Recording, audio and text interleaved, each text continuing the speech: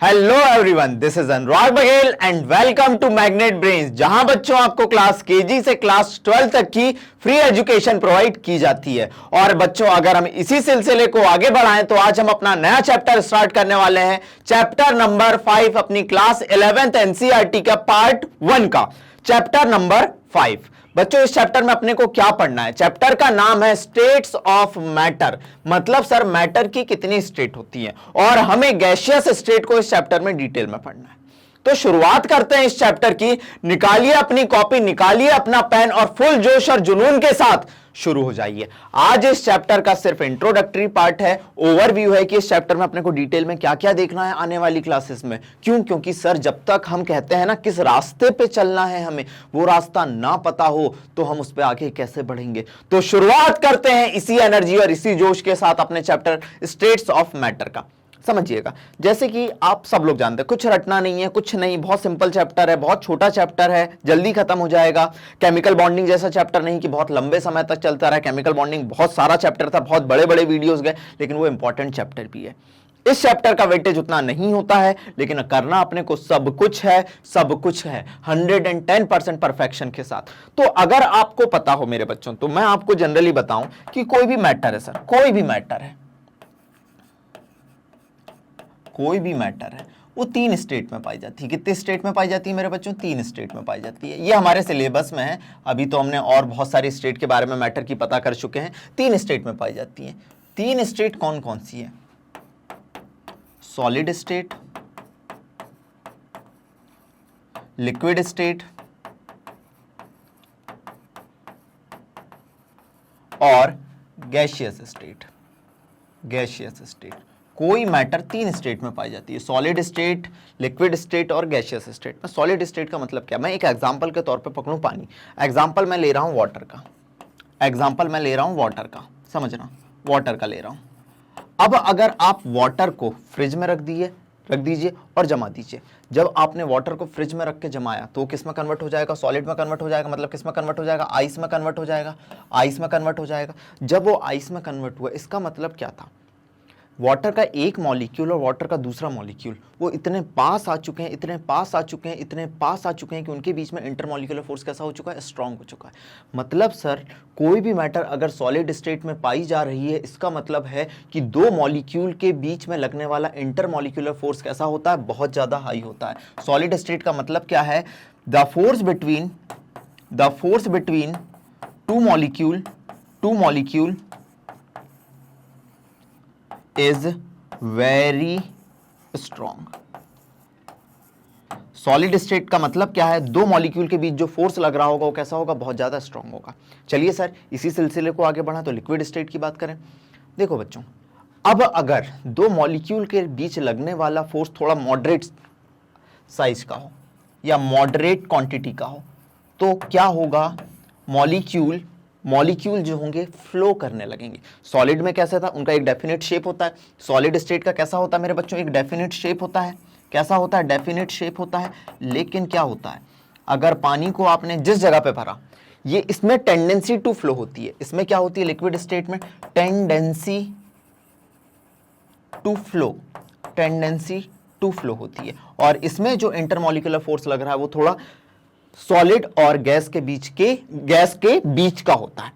बात करें gaseous state की, किसकी बात करें बच्चों? अगर अपन गैसियस स्टेट की, तो भैया एक मॉलिक्यूल दूसरा मॉलिक्यूल, अगर पानी को आपने गर्म करा और वो भाप बन के उड़ गया तो पानी गैसियस स्टेट में आ गया। पानी किस में आ गया? गैसियस। ये वाटर का एक्चुअल वाटर लिक्विड स्टेट में पाया जाता है। लेकिन अगर पानी को आपने गर्म करा तो क्या बन गया? भाप बन के उड़ गया। मतलब वो वेपर बन के उड़ गया, वाटर वेपर। अब एक मॉलिक्यूल और दूसरे मॉलिक्यूल के बीच लगने वाला इंटरमॉलिक्यूलर फोर्स कैसा है? बहुत ही वीक है। मतलब इसमें कैसा होता है? इंटरमॉलिक्यूलर फोर्सेस कैसे होते हैं? इंटरमॉलिक्यूलर फोर्सेस कैसे होते हैं मेरे बच्चों? वेरी वीक होते हैं। इसीलिए ये किस फॉर्म में पाए जाते हैं? गैस के फॉर्म में पाए जाते हैं। किस फॉर्म में पाए जाते हैं? गैस के फॉर्म में पाए जाते हैं। ये अपनी कहानी है जिसे अपने को डिटेल में पढ़ना है। अब इस चैप्टर में बच्चों डेप्थ में जो कहानी दी गई है वो दी गई है अपनी गैसियस स्टेट के बारे में ही। इस चैप्टर में जो डेप्थ में कहानी दी गई है वो गैसियस स्टेट के बारे में ही दी गई। सॉलिड स्टेट की सारी कहानी बच्चों अपनी किस में दी हुई है? क्लास 12 का चैप्टर नंबर क्लास 12th का चैप्टर नंबर 1 होगा, जिसमें अपन सॉलिड स्टेट पढ़ेंगे और लिक्विड स्टेट या सॉल्यूशन ये भी क्लास 12th में पढ़ेंगे। लिक्विड स्टेट के बारे में थोड़ा बहुत अपने को, लिक्विड स्टेट के बारे में भी थोड़ा बहुत यहाँ पे अपने को दिया हुआ है, जनरल डेफिनेशन दी हुई है अपने को कि भैया सरफेस टेंशन क्या होता है, विस्कोसिटी क्या होती है, बॉइलिंग पॉइंट क्या होता है, ठीक है, फ्रीजिंग पॉइंट क्या होता है, थोड़ा बहुत अपने को यहाँ पे दिया हुआ है। हमें पहले आज इस क्लास में सिर्फ यही जानना है कि इस चैप्टर में हमको पढ़ना क्या क्या है, क्योंकि अगर आप ये समझ गए तो आप इस चैप्टर को बहुत आसानी से कर लोगे, बहुत आसानी से कर लोगे। ठीक है सर, पहले इतना नोट डाउन कर लीजिए कि मैटर की 3 स्टेट पाई जाती हैं, सॉलिड, लिक्विड और गैस। ठीक है, अगर हमने वाटर का एग्जांपल लिया तो आइस जो है वो सॉलिड स्टेट है, वाटर एक्चुअल में लिक्विड स्टेट में, और जो वेपर फॉर्म में आ गया वो किस स्टेट में है, गैसियस स्टेट में। ठीक है, अगर हमने सॉलिड स्टेट की बात करी तो इसमें इंटरमॉलिक्यूलर फोर्स कैसा होता है, स्ट्रांग होता है, इसमें कैसा होता है, मॉडरेट होता है, इसमें कैसा होता है, वेरी वीक होता है। चलिए, इनका डेफिनेट शेप होता है, इनमें टेंडेंसी टू फ्लो होती है। चलिए आगे बढ़ते हैं, आगे बढ़ते हैं मेरे बच्चों, चलो चलो चलो आगे बढ़ते हैं। चलिए शुरू करते हैं। अब अगर हम सॉलिड स्टेट, लिक्विड स्टेट और गैसियस स्टेट में कुछ डिफरेंस देखने की कोशिश करें, सॉलिड स्टेट, लिक्विड स्टेट और गैसियस स्टेट में कुछ डिफरेंस देखने की कोशिश करें, तो देखना, आपको पता है कि सॉलिड में molecules are very close to each other, या particles are very close to each other, और पार्टिकल एक दूसरे के इतने पास इसीलिए होते हैं क्योंकि उनके बीच में इंटरमॉलिक्यूलर फोर्स कैसा लग रहा है, स्ट्रांग लग रहा है। मैंने अभी बताया particles are at a distance from each other, particle के बीच में थोड़ी डिस्टेंस होती है, इसीलिए लिक्विड फॉर्म में वो आ जाते हैं। ठीक है, लिक्विड स्टेट। और पार्टिकल एक दूसरे से जब बहुत ज्यादा दूर चले जाएं, particles are far away from each other, अगर एक दूसरे से काफी दूर चले जाएं तो कौन सी स्टेट होती है बच्चों, अपनी गैसियस स्टेट होती है। ठीक है सर, कोई दिक्कत नहीं, सॉलिड में मॉलिक्यूल पास पास होंगे या पार्टिकल पास पास होंगे, इसमें कैसे होंगे, कुछ दूरी पे होंगे और उसमें सबसे ज्यादा दूरी पे होंगे। ठीक है सर, अब सॉलिड की अगर मैं बात करूं, किसी भी सॉलिड को उठा लूं, सपोज मान लीजिए मैंने ये सॉलिड उठाया, आप देख पा रहे होंगे सॉलिड का एक डेफिनेट शेप होता है, आज भी देखोगे तो यही है, कल भी देखोगे तो यही है। ठीक है, सॉलिड का कैसा होता है, एक डेफिनेट साइज होता है और वॉल्यूम होता है, साइज होता है या वॉल्यूम होता है या शेप होता है। लेकिन अगर आप लिक्विड की बात करेंगे बच्चों, लिक्विड की बात करेंगे, पानी की बात करेंगे, तो इनका डेफिनेट वॉल्यूम तो मान सकते हैं जिस कंटेनर में रखा, लेकिन इनका definite volume but size is not fix, इनका लेकिन साइज फिक्स नहीं होता। और गैसियस स्टेट की बात करेंगे तो नीदर वॉल्यूम, ना तो इनका वॉल्यूम फिक्स है ना तो इनका साइज फिक्स है, neither volume nor size is fix. कोई इतनी इंपॉर्टेंट कहानी नहीं है, कोई नहीं पूछेगा, जस्ट इंट्रोडक्टरी क्लास है। चलिए सर आगे बात करते हैं, लेकिन ये बात इंपॉर्टेंट है, particle show vibrational motion in solid state. ये सॉलिड है, सॉलिड है, अब यहां पे पार्टिकल अरेंज है, ये पार्टिकल अरेंज है, ये पार्टिकल अरेंज है। ठीक है सर, ये पार्टिकल अरेंज, ये पार्टिकल अपनी मीन पोजीशन के अराउंड, ये पार्टिकल अपनी मीन पोजीशन के अराउंड क्या शो करते हैं, वाइब्रेशनल मोशन शो करते हैं। क्या शो करते हैं, वाइब्रेशनल मोशन शो करते हैं। क्या शो करते हैं, वाइब्रेशनल मोशन शो करते हैं। ठीक है सर, यहां पे पार्टिकल शो वाइब्रेटली मोशन, यहां पार्टिकल मोशन इज फास्ट, यहां पार्टिकल का मोशन कैसा होता है, फास्ट होता है, और यहां पे तो पार्टिकल का गैस जिधर डायरेक्शन उधर बह जाएगी। ठीक है, इनकी कोई रैंडम डायरेक्शन नहीं होती है, पार्टिकल मोशन कैसा होता है, इसमें वेरी फास्ट होता है। अब अगर हम कहें कि दो मॉलिक्यूल के बीच इसमें डिस्टेंस कैसी होती है, काफी कम होती है, वो डिस्टेंस कितनी होती है, वो डिस्टेंस होती है, डिस्टेंस बिटवीन पार्टिकल कितनी होती है, 10 की पावर -8 सेंटीमीटर। बहुत इंपॉर्टेंट, ये हो सकता है इंपॉर्टेंट, कितनी होती है, 10 की पावर -8 सेंटीमीटर। यहां कितनी होती है, 10 की पावर -7 से 10 की पावर -5 सेंटीमीटर हो सकती है। और यहां पे जो डिस्टेंस होती है दो मॉलिक्यूल या पार्टिकल के बीच की, वो होती है ग्रेटर देन 10 की पावर -5 सेंटीमीटर। कितनी होती है मेरे बच्चों, ग्रेटर देन 10 की पावर -5 सेंटीमीटर। प्लीज ये थोड़ा बेसिक डिफरेंस है कि अपन अगर डिफरेंट स्टेट्स के बारे में बात कर रहे हैं मैटर की, तो उनके बीच में डिफरेंस क्या है। चलिए, हो सकता है स्कूल लेवल पे कई बार ये क्वेश्चन पूछ लिया जाए, ये चीज एनसीईआरटी में नहीं दी हुई है, ये चीज एनसीईआरटी में नहीं दी हुई है, लेकिन आपको एक बेसिक इंट्रोडक्शन जानना जरूरी है कि भैया स्टेट्स ऑफ मैटर अगर 3 है तो उनके बीच में बेसिक डिफरेंस क्या है। जल्दी नोट डाउन करो मेरे बच्चों, इसे जल्दी नोट डाउन करिए इसे। चलिए आगे बढ़ाऊं कहानी को, अगर मैं कहानी को आगे बढ़ाऊं तो इसमें अब हमको क्या समझना है। आपने देखा कि सर कोई भी मैटर की स्टेट, सर किसी भी मैटर की स्टेट कि सॉलिड है, लिक्विड है, गैस है, किस पे डिपेंड कर रही है, इंटरमॉलिक्यूलर फोर्स पे डिपेंड कर रही है, इंटरमॉलिक्यूलर फोर्स पे डिपेंड कर रही है।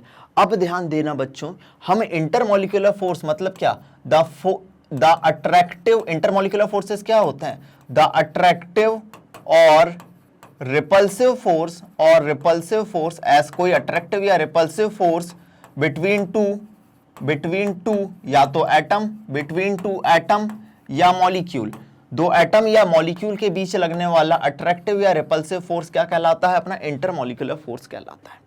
चलिए, इंटरमॉलिक्यूलर फोर्स का एक एग्जांपल अपन जो आज डिस्कस करने जा रहे हैं, ठीक है, वो भी उसका इंट्रोडक्शन डिस्कस करने जा रहे हैं, इसे डेप्थ में अपने को पढ़ना है, वो अपन देखेंगे वॉन डेर वाल फोर्स। क्या देखेंगे मेरे बच्चों? Van der Waals force. लेकिन van der Waals force is essentially a attractive force between two atom और molecule. It is a attraction force, not repulsive force. It is a attraction force between two atom और molecules. बहुत van der Waals नाम कहां से आया? एक Dutch scientist थे van der Waals, ठीक है, उनके नाम पे इस फोर्स को नाम दिया गया है वॉन डेर वाल फोर्सेस। हमें कौन कौन से वॉन डेर वाल फोर्सेस देखने हैं? हमें देखना है डिस्पर्शन फोर्स या लंदन फोर्स।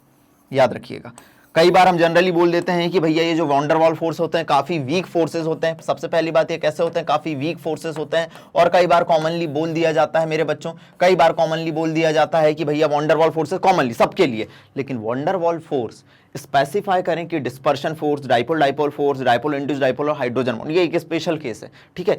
अगर हम वॉन डेर वाल फोर्स को क्लासिफाई करें तो वॉन डेर वाल फोर्स को 4 पार्ट में क्लासिफाई किया जा सकता है। डिस्पर्शन फोर्स या London force, dipole dipole force, dipole induced dipole force और hydrogen bond. Hydrogen bond NCERT ने एक स्पेशल केस करके वॉन डेर वाल फोर्स में ही दिया हुआ है, इसीलिए मैं आपको यहीं पे बताऊंगा। लेकिन ये बच्चों थोड़ा स्ट्रांग होता है, स्ट्रांग होता है, ये तभी बनता है जब hydrogen fluorine, oxygen, nitrogen, sometimes chlorine के साथ बॉन्डिंग करे। मोस्ट इलेक्ट्रोनेगेटिव एलिमेंट के साथ जब हाइड्रोजन बॉन्डिंग करे तो उसे हम हाइड्रोजन बॉन्ड कहेंगे। सब डिटेल में देखेंगे, चिंता ना करिए। बात करें डिस्पर्शन फोर्स या लंदन फोर्स, एक जनरल ओवरव्यू दे रहा हूं, जनरल ओवरव्यू दे रहा हूं। कोई आगे तो मैं इसे बहुत डिटेल में बताऊंगा, जस्ट जनरल ओवरव्यू दे रहा हूं। मैं आपको बार बार कह रहा हूं, ध्यान दीजिएगा। अगर मैं आपके डिस्पर्शन फोर्स या लंदन फोर्स की बात करूं, डिस्पर्शन फोर्स या लंदन फोर्स की बात करूं, डिस्पर्शन फोर्स या लंदन फोर्स की बात करूं, किसका टाइप है? वॉन डेर वाल फोर्स का ही टाइप है। लंदन फोर्स की अगर मैं बात करूं, चलिए सर, अपने पास एक न्यूट्रल एटम है, ये भी न्यूट्रल एटम है, दो न्यूट्रल एटम है, ठीक है। मान लीजिए ये जिनॉन का मॉलिक्यूल है, ये भी जिनॉन का मॉलिक्यूल है। सपोज मान लिया दोनों जिनॉन के मॉलिक्यूल हैं। अब ध्यान दीजिए, ये मान लीजिए उसका एटम है, सपोज ये उसका एटम है, सपोज ये उसका एटम है, चलो सर। और ये मान लिया ये दूसरे जिनॉन का एटम है, ठीक है सर। अंदर न्यूक्लियस है और ये एटम है। अब क्या होगा सर? दोनों के बीच कोई फोर्स ऑफ अट्रैक्शन काम नहीं कर रहा है, इसलिए इन्हें नोबल गैस कहते हैं या आइडियल गैस कहते हैं। लेकिन at a instant of time, इसने बोला कब तक ऐसे न्यूट्रल रहोगे? कभी तो जिंदगी में मजे लो, आनंद लो। अगर इसका इलेक्ट्रॉन क्लाउड इधर शिफ्ट हो जाए, इलेक्ट्रॉन तो है, अगर इसका इलेक्ट्रॉन क्लाउड इधर शिफ्ट हो जाए at a instant of time, तो इलेक्ट्रॉन क्लाउड इधर शिफ्ट हो गया, इधर पॉजिटिव चार्ज आ गया, चलिए। और अगर इसका इलेक्ट्रॉन क्लाउड इधर शिफ्ट हुआ तो ये इसके इलेक्ट्रॉन क्लाउड को अट्रैक्ट करेगा, ये इधर शिफ्ट हो गया, ये इधर शिफ्ट हो गया, ठीक है सर। और इनके बीच में फोर्स काम करने लगेगा, वो होगा डिस्पर्शन फोर्स या लंदन फोर्स। ये काफी वीकेस्ट टाइप का फोर्स होता है। कैसा होता है? काफी वीकेस्ट टाइप का फोर्स होता है, ठीक है सर। चलिए, सॉरी,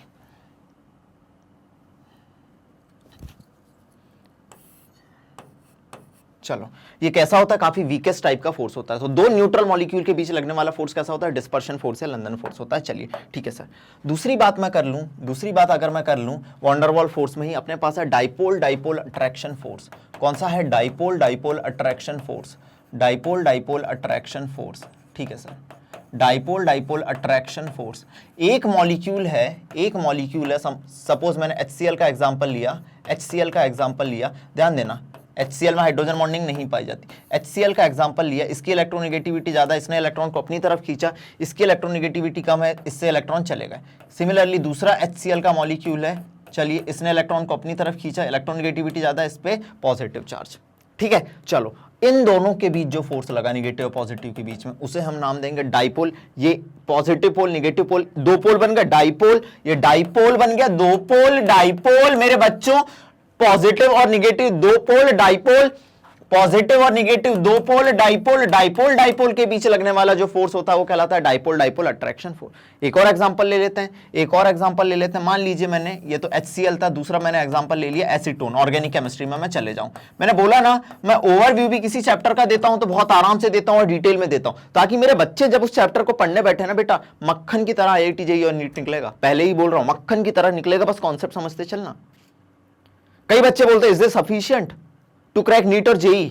अरे भैया और क्या लोगे, this is more than sufficient, everything is given to you. ठीक है,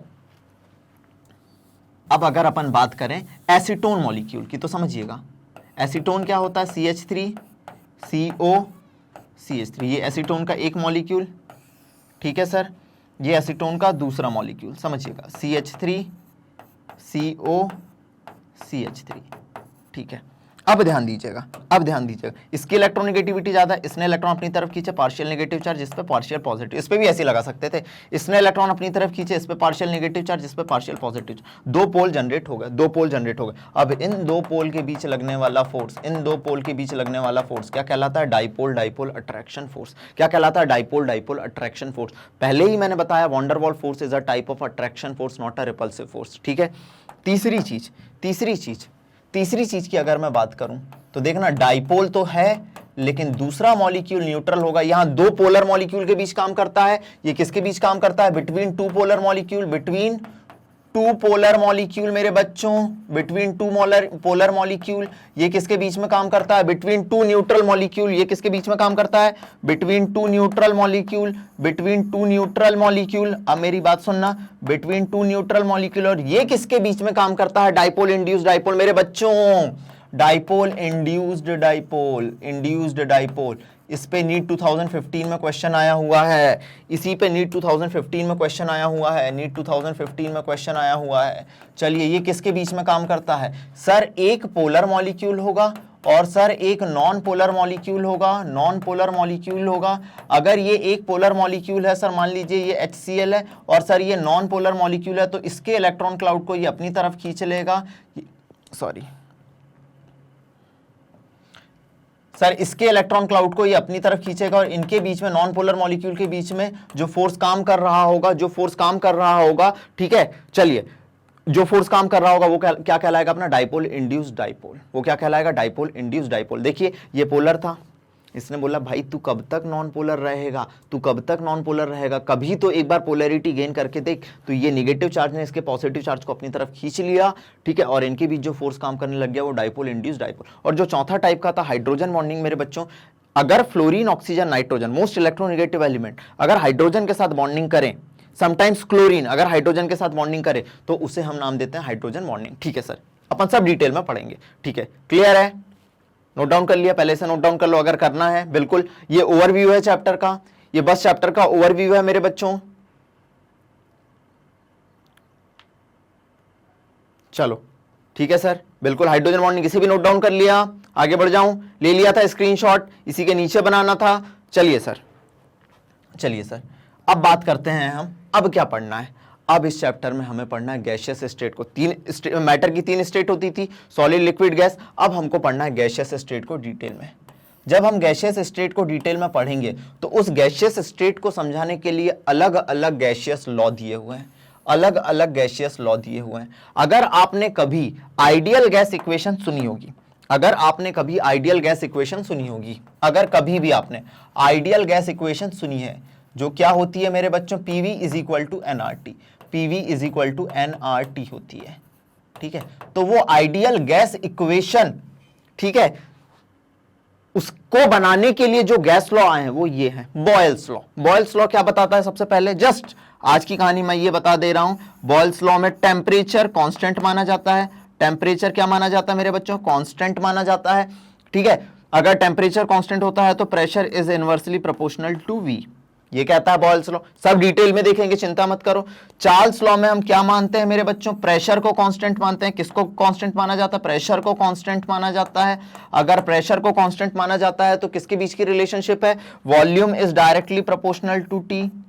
ठीक है सर, सर गैलुसैक लॉ में किसको कांस्टेंट माना जाता है? वॉल्यूम को कांस्टेंट माना जाता है। किसको कांस्टेंट माना जाता है मेरे बच्चों? वॉल्यूम को कांस्टेंट माना जाता है। अगर वॉल्यूम को कांस्टेंट माना गया मेरे बच्चों तो pressure is directly proportional to T, ये आपका गैलुसैक लॉ कहता है, ठीक है। और ये वॉल्यूम और नंबर ऑफ मोल के बीच की रिलेशनशिप है, ये क्या कहती है? V is directly proportional to number of moles. V is directly proportional to number of moles. अगर आप मेरे बच्चों मेरी बात सुनना, अगर आप ए बी सी, मेरी बात सुनना, ए बी सी बहुत अपन अपने तरीके से पढ़ते हैं, ए बी सी। ए मतलब Avogadro law, Avogadro law. B मतलब बॉयल्स लॉ, बॉयल्स लॉ। और सी मतलब चार्ल्स लॉ को कंबाइन कर दो, चार्ल्स लॉ को कंबाइन कर दो। अरे यहीं पे बहुत सारे क्वेश्चन आपके सॉल्व हो जाएंगे अपन इंट्रोडक्शन में। अगर तीनों को आप कंबाइन कर दो तो आपको आइडियल गैस इक्वेशन मिल जाएगी। करके बता दूं, चलिए ये क्या कह रहा था? Pressure is inversely proportional to V. चलिए ठीक है सर, मतलब मैं इसको ऐसे लिख दूं, volume is inversely proportional to P, कोई दिक्कत नहीं होगा, सेम वही कहानी है। Volume is directly proportional to T, ठीक है सर। ये क्या कह रहा था? Volume is directly proportional to number of moles. अब ये पहली इक्वेशन, दूसरी बॉयल्स लॉ की इक्वेशन और तीसरी चार्ल्स लॉ की इक्वेशन, तीनों को मैंने कंबाइन करा। तीनों को मैंने अगर कंबाइन करा तो मेरे पास आया बच्चों P ऊपर गया, PV is directly proportional to, तीनों को कंबाइन करा, PV is directly proportional to NT, या PV डायरेक्टली प्रोपोर्शनल का साइन हटाया तो nRT। ये होती है अपनी आइडियल गैस इक्वेशन। कोई आपसे पूछे आइडियल गैस इक्वेशन कौन कौन से लॉ से आई? ABC, बस अपन ऐसे ही करेंगे, अपन ऐसे ही करेंगे चीजें याद। ABC, एवोगैड्रो, बॉयल्स और चार्ल्स लॉ का कॉम्बिनेशन। ये देसी तरीका अनुराग सर का कहीं बुक में नहीं मिलेगा याद कराने के लिए। और चीजें याद कराने के लिए बताता हूं। बॉयल्स लॉ में टेम्परेचर कांस्टेंट होता है, टेम्परेचर कांस्टेंट होता है, तो याद रखने का तरीका, अगर कोई बच्चा बायोलॉजी वाला होगा तो बच्चों आजकल बीटी कॉटन, किसी ने अगर नाम सुना होगा, बीटी मतलब बैसिलस थुरिनजेनेसिस होता है। जस्ट मैं जनरल नॉलेज के लिए कह रहा हूं, बिल्कुल याद मत करना मेरे बच्चों, जस्ट मैं कह रहा हूं BT, bacillus thuringiensis, BT cotton. तो ऐसे ऐसे याद रखना। बॉयल्स लॉ में क्या कांस्टेंट होता है? टेम्परेचर कांस्टेंट होता है, तो बीटी याद रख लेना। अब बच्चों अपने पास क्या होता था, अगर कोई, हम जब छोटे थे हमारे मम्मी पापा अगर हमारे लिए कंप्यूटर ला दी और बोल दिए बेटा ये आपका कंप्यूटर है, तो हम उसे नाम देते थे personal computer, personal computer, PC. मतलब चार्ल्स लॉ में क्या कांस्टेंट होगा? चार्ल्स लॉ में क्या कांस्टेंट होगा? प्रेशर कांस्टेंट होगा। ऐसे याद रखना, सीपी और पीसी, चार्ल्स लॉ में क्या कांस्टेंट होगा? प्रेशर कांस्टेंट होगा, ठीक है। गैलुसैक लॉ, गैलुसैक लॉ में वॉल्यूम कांस्टेंट है, मतलब गांव, मतलब सर हम गांव जाते हैं, गांव जाते हैं, तो गैलुसैक लॉ में क्या कांस्टेंट होगा? वॉल्यूम कांस्टेंट होगा। एवोगैड्रो लॉ, एवोगैड्रो का V पकड़ लो, एवोगैड्रो का V पकड़ लो, V is directly proportional to number of moles, ये याद कर लो बस। अगर ये सारे लॉ याद हो गए, ठीक है, इसको भी याद कराने का तरीका बता दिया मैंने कि एवोगैड्रो का V पकड़ लो तो V is directly proportional to number of moles, ठीक है। वॉल्यूम और नंबर ऑफ मोल की रिलेशनशिप होती है, और A, B और C को आपने कंबाइन कर दिया तो आपको आइडियल गैस इक्वेशन मिल जाएगी, PV is equal to nRT, जहां पे R क्या है? गैस कांस्टेंट है। सब डिटेल में पढ़ेंगे, R क्या है मेरे बच्चों? गैस कांस्टेंट है, सब डिटेल में पढ़ाऊंगा। सोचो कि अगर इंट्रोडक्शन इतना खतरनाक है तो कितने डिटेल में चैप्टर को पढ़ेंगे, तो हल्का मचा देंगे। प्लीज नोट डाउन करिए इसे, प्लीज नोट डाउन करिए इसे। जस्ट मैंने याद कराने के लिए तरीके बताएं कि बॉयल्स लॉ में टेम्परेचर कांस्टेंट, चार्ल्स लॉ में पीसी, चार्ल्स लॉ में प्रेशर कांस्टेंट, गांव चले गए हम, गैलुसैक लॉ में वॉल्यूम कांस्टेंट, ठीक है। एवोगैड्रो का V पकड़े, volume number of mole relationship ये, और इन तीनों को मिलाया, ABC को मिलाया तो आपकी आइडियल गैस इक्वेशन बन गए। प्लीज नोट डाउन करिए, प्लीज नोट डाउन करिए।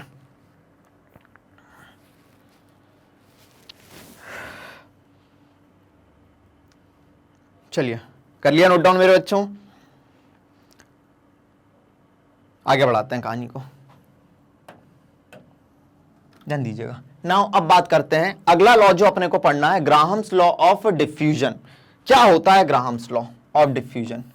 आगे हम देखेंगे कि ग्राहम लॉ ऑफ डिफ्यूजन हमें क्या बताएगा। ग्राहम लॉ ऑफ डिफ्यूजन में हमें क्या क्या पढ़ना पड़ेगा? पहले इफ्यूजन समझ लो। इफ्यूजन क्या होता है बच्चों?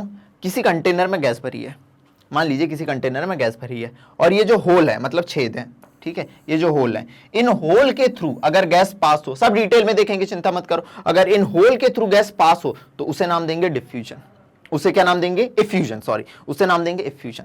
चलिए सर डिफ्यूजन क्या होता है, डिफ्यूजन क्या होता है, किसी सब्सटेंस का, अगरबत्ती आप जलाते होगे, अगरबत्ती आप जलाते होगे तो वहां पे सब्सटेंस कंसंट्रेटेड है, लेकिन जैसे ही आपने जलाया, सुनना फैलती जाती है, खुशबू फैलती जाती है, फैलती जाती है, फिर हम सुनते हैं किसी ने अगरबत्ती लगाई है क्या, तो किसी सब्सटेंस का हाई कंसंट्रेशन से लो कंसंट्रेशन की तरफ मूव करना, किसी सब्सटेंस का हाई कंसंट्रेशन से लो कंसंट्रेशन की तरफ मूव करना क्या कहलाता है, डिफ्यूजन कहलाता है। देखेंगे फिर rate of diffusion, rate of diffusion के लिए ग्राहम्स लॉ दिया गया है कि वो बताता है अपने को कि भैया किसी भी गैस का रेट ऑफ इफ्यूजन या रेट ऑफ डिफ्यूजन डिपेंड करता है उसके मॉलिक्यूलर वेट के।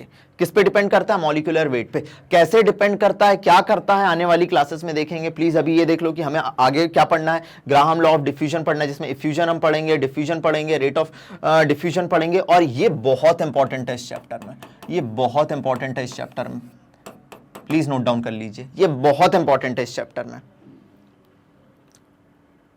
चलिए आगे बढ़ाते हैं कहानी को। और क्या देखना है सर इस चैप्टर में हमको, इस चैप्टर में फिर हमको देखना कुछ और कॉन्सेप्ट, जिसमें हम देखेंगे कि Dalton's law of partial pressure क्या होता है, कि एक कंटेनर में एक से ज्यादा गैसेस भरी हुई हैं, एक कंटेनर में एक से ज्यादा गैसेस भरी हुई हैं, तो सारी गैस, मान लीजिए ऑक्सीजन गैस है, मान लीजिए नाइट्रोजन गैस है, मान लीजिए O2N2, मान लीजिए मैंने कि हीलियम गैस है, चलो मानने में क्या जा रहा है, ठीक है। अगर मैंने मान लिया तो मैं ये कहूंगा कि भैया जो टोटल प्रेशर होगा गैस का वो सारी गैसेस के पार्शियल प्रेशर के बराबर होगा। जो टोटल प्रेशर होगा गैस का, टोटल प्रेशर होगा गैस का वो सबके सम ऑफ पार्शियल प्रेशर के बराबर होगा, सम ऑफ पार्शियल प्रेशर के बराबर होगा। सब अपनी अपना प्रेशर लगाएंगे और उन सब का प्रेशर टोटल प्रेशर देगा, सम ऑफ पार्शियल प्रेशर के बराबर होगा। चलिए सर, बिल्कुल सर, ये हम देखेंगे आने वाली क्लासेस में।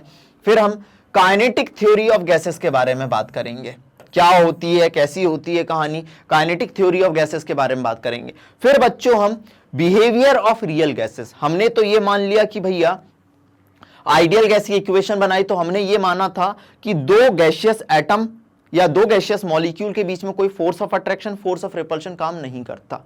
लेकिन जब एक्चुअल हमने रियल लाइफ में देखा तो हमें पता चलेगा कि भैया जो एक्चुअल में रियल गैसेस होती हैं वो आइडियल गैसेस से डिविएशन शो करती हैं। तो बिहेवियर ऑफ रियल गैसेस पढ़ेंगे और बाद में हम पढ़ेंगे कि अभी तो आपने कहा कि गैसेस आइडियल होती है, कोई फोर्स ऑफ अट्रैक्शन काम नहीं करता, तो फिर तो ऐसे में लिक्विफिकेशन नहीं होना चाहिए। फिर हम लिक्विफिकेशन ऑफ गैसेस के बारे में बात करेंगे, इतनी बात करेंगे, पहले इतना नोट डाउन करो। चलिए बच्चों, इतना अगर आपने देख लिया इस चैप्टर में, तो चैप्टर में जो लास्ट में अपने को पढ़ना है गैसियस स्टेट के बाद वो अपने को पढ़ना है लिक्विड स्टेट। लिक्विड स्टेट में कुछ कॉन्सेप्ट दिए हुए हैं जैसे वेपर प्रेशर, वेपर प्रेशर, ठीक है, वेपर प्रेशर के बारे में डिस्कस करना है, ठीक है। क्या होता है वेपर प्रेशर, जैसे आपने अगर कभी देखा होगा, ये मान लीजिए कोई कंटेनर है, ठीक है, इसको अपन ने बंद करा, पहले ढक्कन बंद होना बहुत ज्यादा जरूरी है। पानी भर दो, भर दिया पानी, रे पानी तेरा रंग कैसा, जिसमें भी घुल जाए हो जाए उस जैसा, और नीचे से गर्म करना शुरू कर दिया। धीरे धीरे वेपर बनेंगी, धीरे धीरे वेपर बनेंगी, धीरे धीरे वेपर बनेंगी, धीरे धीरे वेपर बनेंगी, टकरा के वापस नीचे आएंगी, टकरा के वापस नीचे आएंगी। तो the pressure exerted by vapours on the surface of liquid is known as a vapor pressure। ये क्वेश्चन पूछा जाएगा। The pressure exerted by vapors on the surface of liquid is known as a vapor pressure।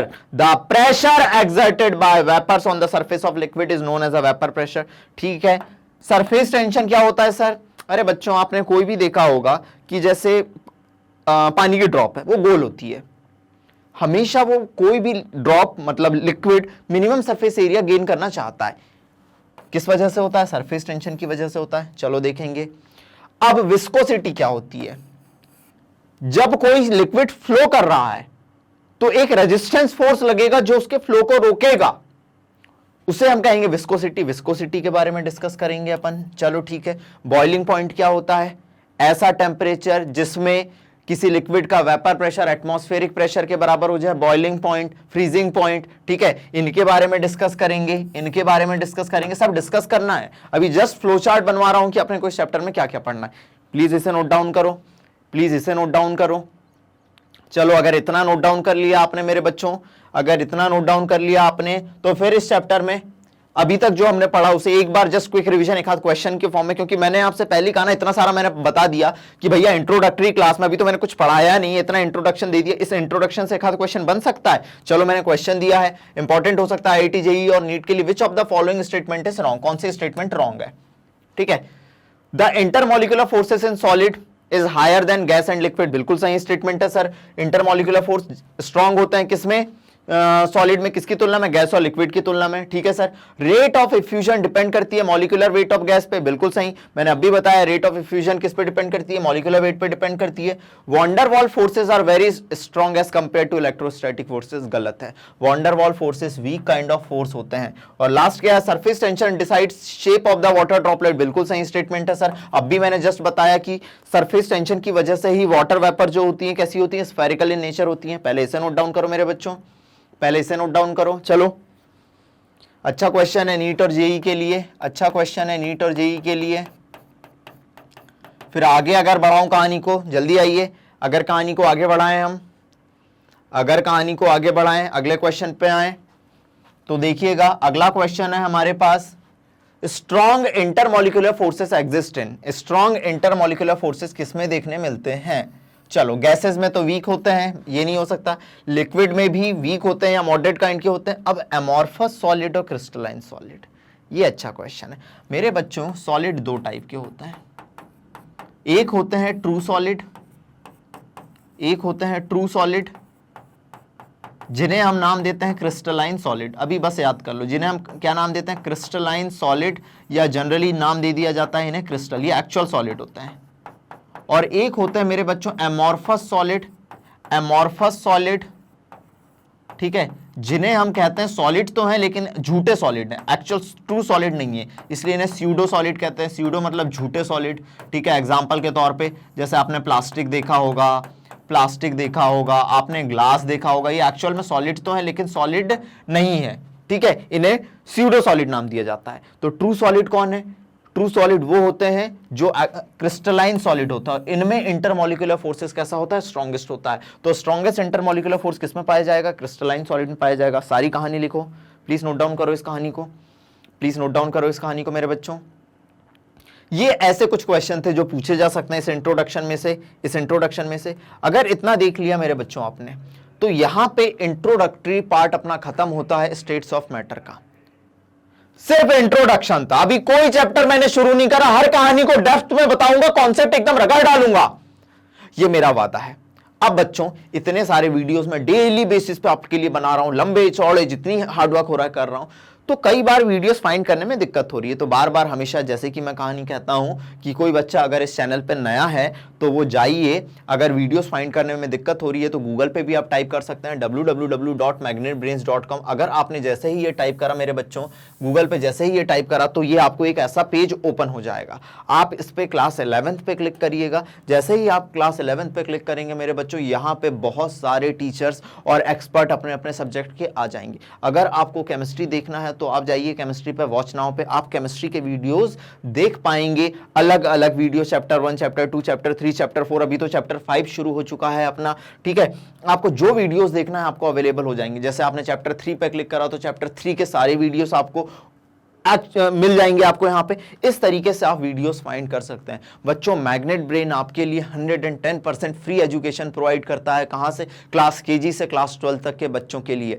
ठीक है, competition के बच्चों के लिए, ताकि आप जो अचीव करना चाहते हैं वो कर सके। यहाँ पे सारे टीचर्स, मैं 110% डेडिकेशन के साथ आप लोगों के लिए मेहनत कर रहे हैं, ताकि रेगुलर बेसिस पे, जैसे कोचिंग का माहौल होता है रेगुलर बेसिस पे, वैसे ही वही माहौल आपको ऑनलाइन प्रोवाइड कराने की कोशिश की जा रही है। तो आज की कहानी को यहीं विराम देते हैं। कमेंट सेक्शन पे जरूर बताइएगा कि सर आज की कहानी जोश और जुनून के साथ मजा आया या नहीं, क्योंकि आप जो जोश और उत्साह दिखाएंगे वही जोश और उत्साह मैं भी दिखाऊंगा। अगली क्लास में इस चैप्टर को शुरू करेंगे, श्री गणेश करेंगे। आज की कहानी को यहीं विराम देते हैं। Thank you so much.